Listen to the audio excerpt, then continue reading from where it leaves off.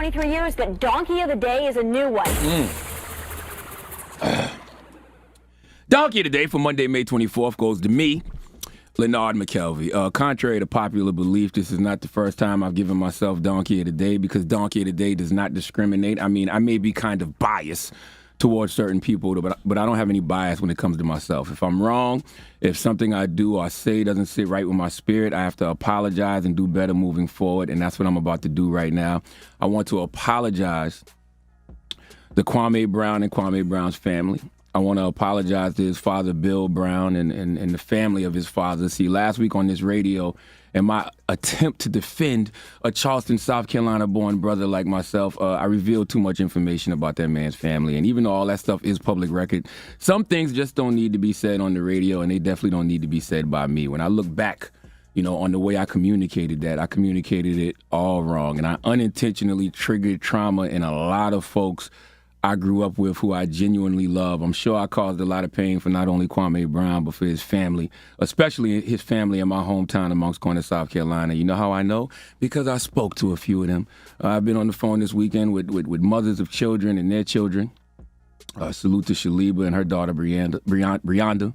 I was on the phone with sisters like Wallette. Salute to Wallette. Oh, she cursed me out good.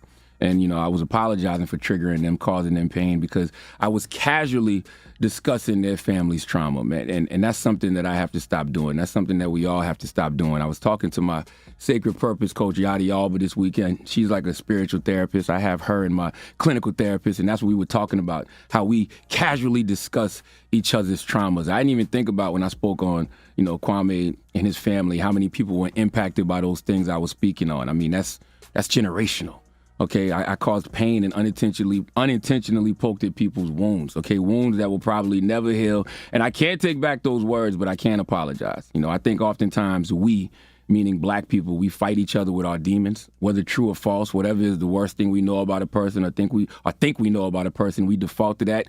And that was not my intention. I was not in any way, shape, or form trying to paint Kwame in a negative light. Okay, that black man is not my op.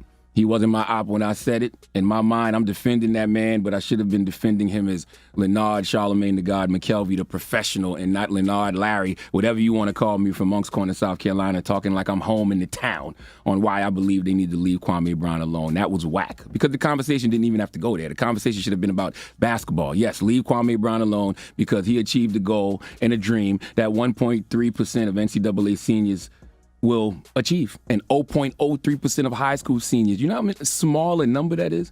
And, that's just simply being drafted in the NBA. If you play 13 seasons and make $65 million, you're a success, okay?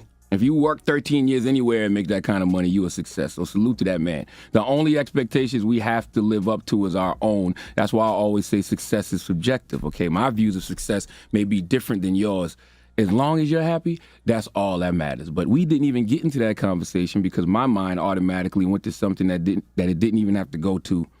In doing that, I unintentionally caused trauma. And since I unintentionally caused trauma, I have to be intentional about causing healing. I'm not about to sit around and have beef with another black man for nothing. Trust me, as y'all know, I have a lot of real enemies who are gunning for me every day. Kwame Brown is not going to be one of them, okay? I totally understand why Kwame Brown was upset at me. I went low. That wasn't my intention. But in hindsight, it was low. And Kwame took it to the floor with me. And y'all be online so excited, ready to see black people go back and forth and tear each other down. I'm not doing that.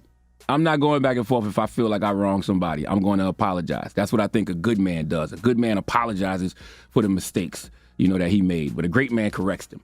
Hopefully, I get the opportunity to do that one day. But for now, I just apologize. And I'm not beefing with a black man who's born where I was born and has family where I'm from. There's nothing on this planet that I love more than God, my family, and Moncks Corner, South Carolina, the whole low country, the 843. Drop on the clues bombs for the 843, okay? So when I say I sincerely apologize to Kwame Brown and his family and the family of Bill Brown and Moncks Corner, I mean that. Only thing I'm responsible for is my energy in recognizing my own insanity. And Eckhart Tolle once said, to recognize one's own insanity is, of course, the arising of sanity, the beginning of healing and transcendence. I truly believe if trauma can be passed down through generations, then so can healing. Me, Leonard McKelvey, I have never claimed to be perfect. In fact, I'm far from it. I'm not going to always get it right. The same things people listen to me for is the same things they hate me for because I talk too much. I overshare. I overshare about myself. I overshare about others, and that has historically gotten me in trouble. But we are all works in progress, and one of the most healing things you can do is recognize where in your life you are your own poison. And last week I was poisoned to Kwame Brown, Bill Brown, and their families. For that, I sincerely apologize. Please let Remy Ma give me, Leonard McKelvey, Charlamagne the God, the biggest hee-haw. Hee-haw, hee-haw. You stupid motherfucker. Are you dumb? Yes, indeed. Donkey of the Day is brought to you by the Law Office of Michael S. Lamonsoff. Don't be a donkey.